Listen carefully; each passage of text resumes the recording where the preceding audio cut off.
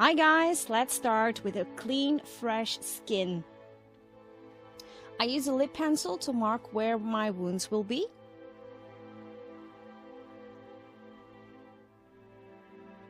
And then I grab my scalp gel and the spatula and a mixing plate so I can mix equal parts of A, B and C together. I use my spatula to apply it to the wounds.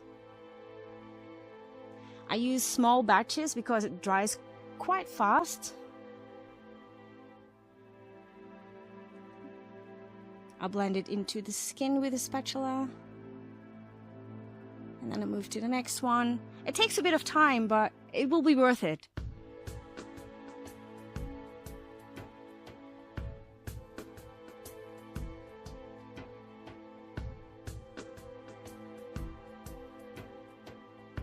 When it's almost dry, I use the sharp edge of my spatula to make little cuts.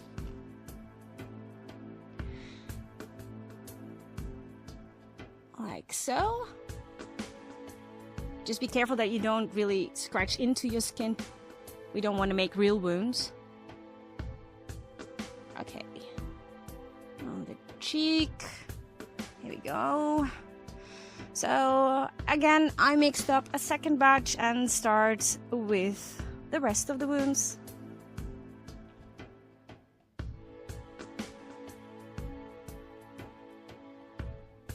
It's a lot of cuts. Oh, well, if you're attacked by birds, I mean.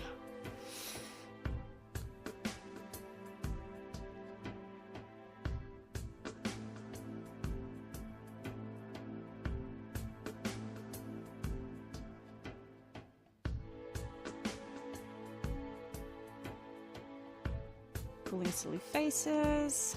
Sorry.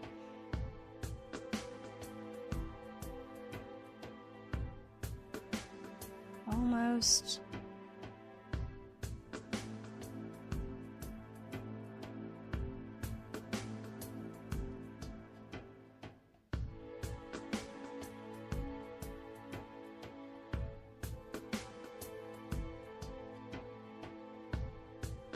Getting the cuts.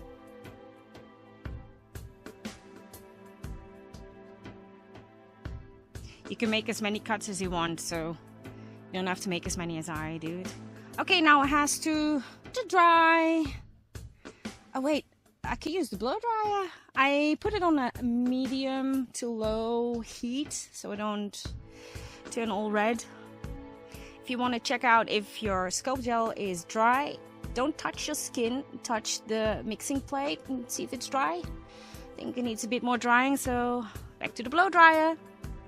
To remove the shine, I will use a Meron setting powder and a small fluffy eyeshadow brush. Just put a bit into the lid and slap it on.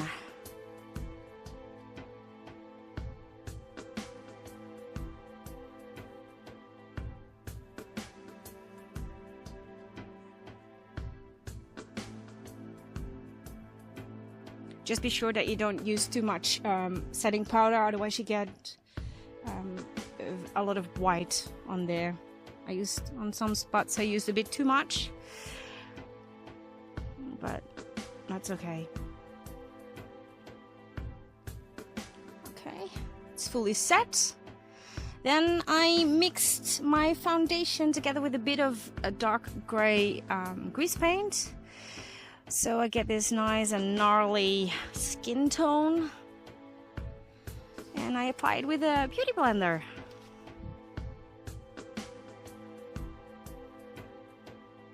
And of course, I set it with my setting powder from Meron and a big fluffy powder brush.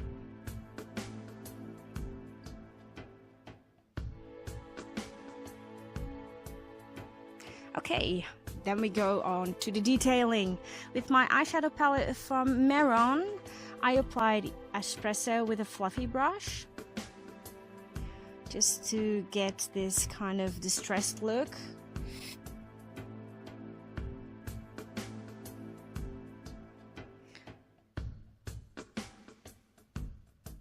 just thin layers. You can build it up. Then I use the black onyx from the same eyeshadow palette to darken it a bit more. And then I will go on with my alcohol palette from Anchor, and this one is my favorite. It's the blood palette, and I use a detail brush to apply the details to the cuts, and first start with the brown.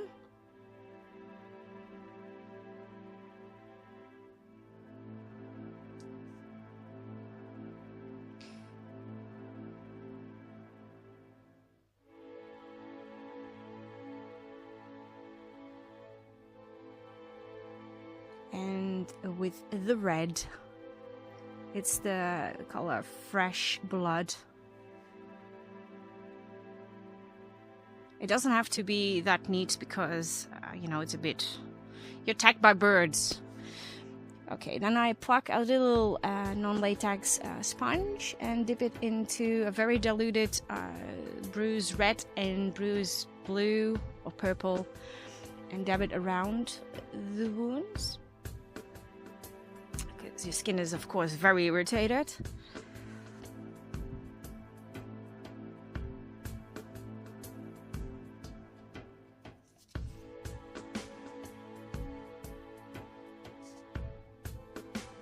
Oops. Sorry guys, I had to sneeze there because I got a bit of irritation around my nose from the alcohol. And then my bottle of alcohol was empty, so I had to refill it. Okay, let's move on.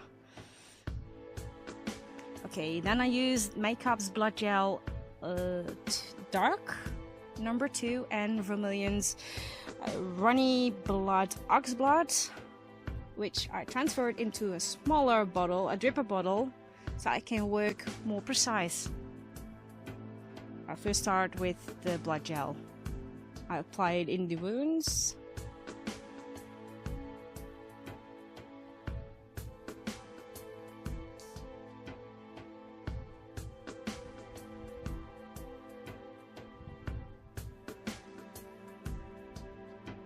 And again, this doesn't have to be neat. It has to look raw.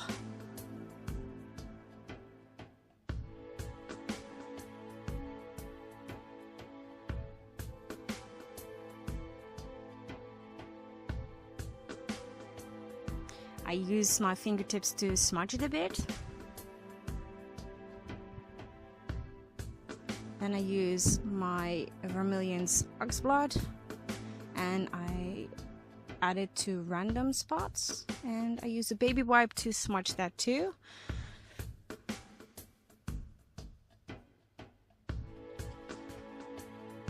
Almost done. I found some feathers that I'm gonna use, and I just randomly put them in my hair, laid around in my mouth.